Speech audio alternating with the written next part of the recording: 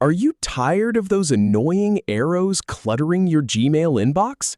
Learn how to remove them in under 2 minutes. First, I'll show you how to access the right settings, then toggle indicators on or off with just a few clicks. First, head over to the Gmail homepage. Then, click the gear icon in the top right corner to open Settings. Now, select See All Settings to open the full settings menu. You'll land on the General tab by default, so just stay there. Scroll down until you find the Personal Level Indicators section. To disable them, click No Indicators. To enable them, click Show Indicators instead.